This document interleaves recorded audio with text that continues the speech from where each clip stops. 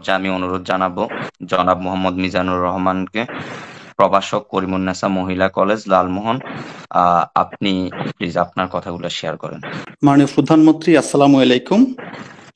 ওয়ালাইকুম আসসালাম।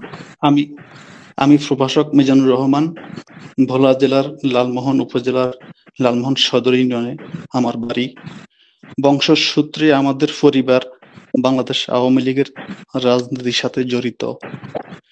আমি আসলে মাননীয় প্রধানমন্ত্রী কথা বলতে পারতেছি না, আমার সমস্ত শরীর কাঁপতেছে, কারণ সেই বিভীষিকাময় মুহূর্তগুলো আমার চোখে এখনো ভাসে।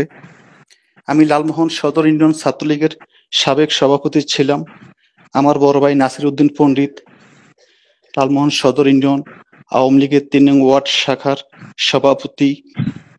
৭০ বছরের উপরে বয়স আমার এই ভাইকে গত 12ই আগস্ট আমার বাড়ির সামনে বিএনপির সন্ত্রাসীরা রামদা ও GI5 দিয়ে নির্মমভাবে কুপিয়ে আহত করে এবং আমার ভাইয়ের পা দুটো একবারে ভেঙে দেয়।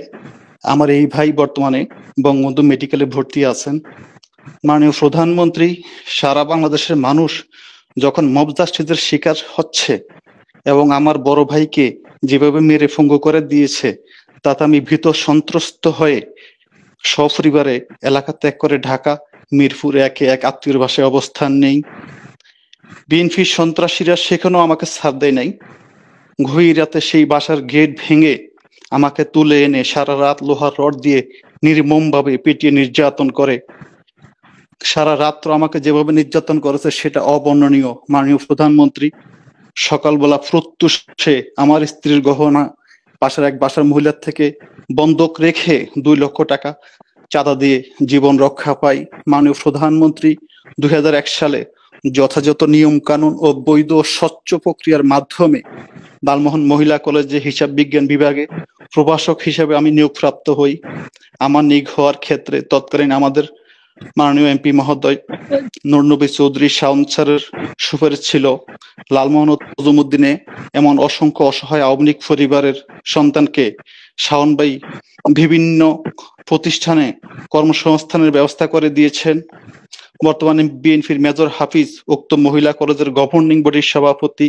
তার নির্দেশ ক্রমে আমাকে প্রথমে বেতন স্থগিত করা হয়, তারপর আমাকে স্থায়ীভাবে বহিষ্কার করার লক্ষ্যে ডিজিতে আমার বিরুদ্ধে অভিযোগ দাখিল করে। শুধু আমার নয়, আমাদের শাওন ভাইয়ের সুপারিশে স্কুল, কলেজ, মাদ্রাসা, সরকারি হাসপাতালে আউটসোর্সিং এবং বিভিন্ন সরকারি দপ্তরে যারা মাস্টারুলের চাকরি করেন তাদের সবার বেতন বন্ধ করা সহ তাদের স্থায়ী বহিষ্কার করার লক্ষ্যে ঊর্ধ্বতম কর্তৃপক্ষের বরাবর সুপারিশ করা হয়েছে। মাননীয় প্রধানমন্ত্রী, আমাদের অপরাধ, আমরা আওয়ামী লীগ করি, আমরা বিপদগ্রস্ত প্রতিটি লোক, আমাদের মা বাবা, আত্মীয় স্বজন প্রতিনিয়ত নামাজ পড়ে আপনার জন্য দোয়া করে। আপনি বেঁচে থাকার মধ্য দিয়ে আমরা বেঁচে থাকবো। এক বুক আশা নিয়ে আপনার প্রত্যাবর্তনের আশায় আছি। আপনার ফেরার মাধ্যমেই আমরা আমাদের হারানো চাকরি ফিরে পাবো ইনশাআল্লাহ। সবশেষে মাননীয় প্রধানমন্ত্রী, মহান আল্লাহর দরবারে আপনার নেক হায়াত ও দীর্ঘায়ু কামনা করছি। আসসালামু আলাইকুম ওয়া রাহমাতুল্লাহি ওয়া বারাকাতুহু। ধৈর্য ধরেন, অবশ্যই এর সমাধান হবে।